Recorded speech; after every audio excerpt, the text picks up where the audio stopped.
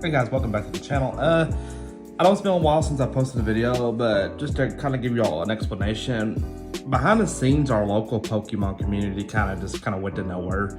And we've been playing a little bit of Yu-Gi-Oh, playing a little bit of Magic, so really I just haven't been motivated to film for Pokemon.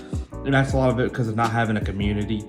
And keep in mind, guys, that this is my side project. This isn't my main project. I don't make money doing this. This is just a side hobby that I enjoy doing. Enjoy putting film out for you guys, content and stuff like that. I still have a full-time job, so that takes priority. So I can't like work my job around Pokemon to an extent. So it's been not being able to play kind of just stinks. But we were supposed to go to Knoxville Regionals this weekend. We didn't end up getting to make it, but I want to show y'all the list that I was gonna take for it because I thought the list and the idea of it was cool. I seen this on Twitter a while back, and then I started testing and tweaking with it up beforehand. And this is probably gonna be my deck for the remainder of the year, as long as I get to play. I probably won't get to play, but you know, that's just how the cookie crumbles sometimes. Do expect to see more content on in the future with different card games, like probably maybe some more Yu-Gi-Oh. We'll put it back up there. It seemed like my Sword Soul profile was well received. I might do some Magic stuff, but anyways, going forward, I'm gonna go ahead and go into the deck profile and show y'all the choices that I chose. So I'm playing Lugia, best deck in the format. Will be the best deck in the format until rotation. So starting off with the Lugia lineup, I played a 3-3 lineup. So I see a lot of lists that do like 2-1 or 3-2. It scares me not having the access to defer because if you prize it, and I don't like playing 4 because it clunks, but also on top of that, I want to have the consistency to be able to bypass if a mute player or somebody is able to kill this in turn 3. So that's why we play it. That's why we play this, because just setting up double Lugia passing is, when you get your hand rolling, is really just getting yourself in a really good spot. And then we play 4 to bird. I do see a lot of people cut this to free, which I think is incorrect. I just always want to see the bird just for prize mapping. It's what gets you in there. It could be attacker on its own, I guess, like single prize deck. So that's why we max this completely out at 4. And then for my spice, I played 2 of the Flying Pikachu and 2 of the Flying Pikachu VMAX. So the theory here was I figured Lost Box, with it getting its top at the Oceanic Regional, Lost Box I felt was going to be primarily dominating this event. So I wanted to have something that could counteract this and also counteract the mirror, because a lot of people in the mirror are not playing the Dunsparce. So I wanted to have something that could punish them. Setting this up with a Lugia puts you in a really good spot to win a lot of games. So that was my idea behind this, because one, I have a Lugia mirror tech, and then on top of that, I have something that just cripples Lost Box that sets up a little bit more, and it makes it harder for them to deal with. Then for my non-engine cards, or non-cards that are not revolving around the strategy of what I'm trying to do, I did take the one of Drapion for the Mew matchup, the one of Rangaroo. This fixes a bunch of hands. You should always play this card in any scenario where you're playing this deck, because it's able to pitch them special energies back into your deck to keep your hands playable, because you may brick on a bunch of these, and just putting this back to get your ball, to get your supporter, to get your piece of the puzzle is really, really huge. And so I believe in playing a Rangaroo in any Lugia deck that you're playing. Then I play the one Raikou. This is just a secondary attacker, just for the mirror, just for Lost Box. One Pumpkaboo. Okay, so that if you get path locked real quick and you don't have a way to out the path, this is, you know, a searchable target off your balls that gives you, while it does clunk up bench space, it does give you another way to play for path. And then I do play the Dunsparce. I really think it's correct. Anytime that I think that you have Lugia Dunsparce with a Pikachu up, I think that you're winning that game, or should be close to winning that game. So this was just the tech options that I decided to navigate in for this deck. And then I call it search support, or just things that help utilize the deck. We played 4 to Quick Ball, and then we played 4 to Ultra Ball. So I went ahead and bid to purchase. I went ahead and got these in max rarity, since they're going to be staying for the foreseeable future. Quick Ball's rotating out, so I didn't see no point in having that in a high rarity at its price point. This is another, here's 4 Evolution Incense. So these are 12 starter / extenders. So if you start with a Lugia, or you start with a Pikachu, this is just really good cards in your hand, can give you a good dynamic choice to see cards to help you build up your strategy to get to where you need to be. And then I did play 2 stadiums in this list. I played one Path of the Peak and one Collapse Stadium. So the theory behind this is after your stuff is done, you don't really, after you get the Vstar power off, you don't really care, and Path of the Peak slows a lot of decks down. And Collapse Stadium was just because I feel like Reggie top 4'd again, and I feel like Reggie was another, I think, deck that I think a lot of people might have just like threw together last minute or went up last minute to try to be like a hidden surprise deck, because the Regieleki in the Reggie deck actually can take some really serious prizes off of Lugia going really, really fast, because again, not a lot of people respect not respecting Dunsparce in the list.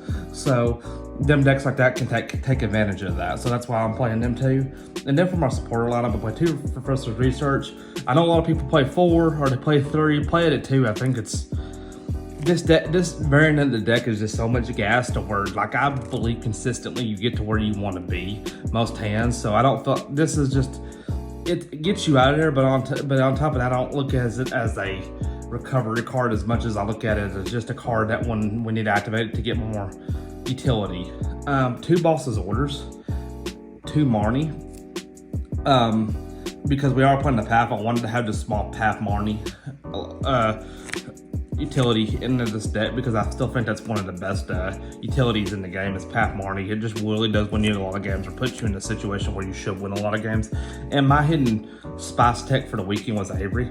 This is one of my favorite cards. If I can play Avery, I'll play Avery. So I was thinking, since you have the Pikachu with the free retreat, there's no really reason to play the Bird Keeper, because if you need to get out to active, you can just use them, maybe like a double turbo energy or some of the deck capture energies as soon as you start setting up.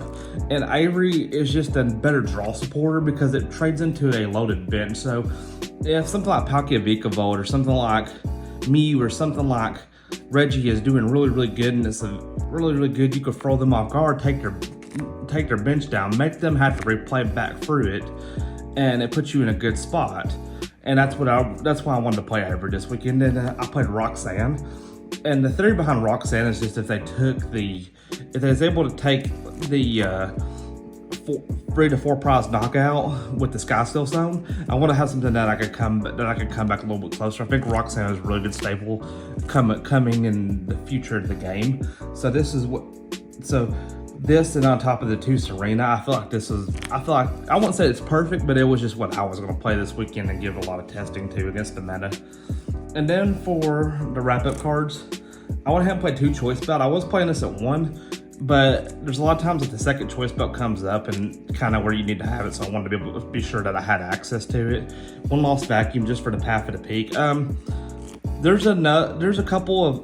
There's a couple times you can punish a Mew player, or you can punish somebody that's playing the Tool Jammer card just with this card. So I just want to have utility to that. If we went into the weekend, that was my mindset there. And then a trinity of the special energy, obviously, because Lugia is Lugia. 4 Aurora, 4 powerful energy.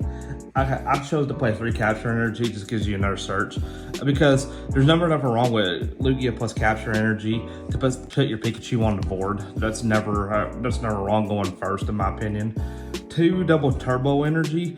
There's a couple times of test down what I've seen the third come up, but I think that it wasn't enough in testing to matter. 1 V-Guard energy, obviously, because you make sure Lugia a little bit harder to kill. And then I played the 1 speed energy. Not only did I feel like it was a draw, so if you had to put a Pikachu down, you could attach the draw to kind of help fix your hand. It's also just another way to lightning without having to play around your Aurora energies. Just playing this deck, your Pokemon mapping in this deck really puts you in the situation where you do have to use 1 copy of Aurora for the Lost Vacuum, or you do have to use the 1 copy of the Aurora to set off a Quick Ball or an Ultra Ball. And this really, to me, is what kind of bridges that to give you, instead of you having 4, you have 5, but this also gives you utility purpose, gives you a draw. But anyways, guys, yeah, this is my Lugia list that I was going to play for the weekend that unfortunately we didn't get to go. If you have any questions or like any feedback about the deck, always feel free to ask them in the comment section. I try to respond to any comment that I get. Again, I apologize for the delay in not putting any content up.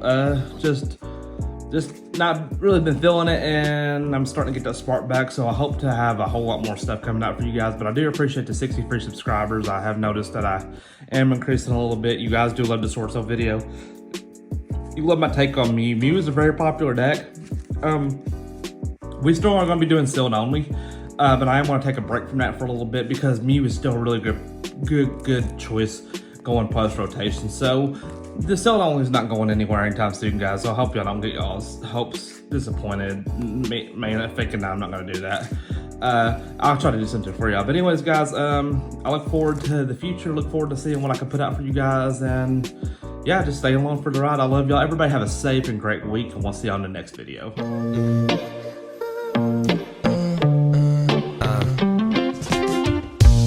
I've been debating and contemplating it. I guess that I really felt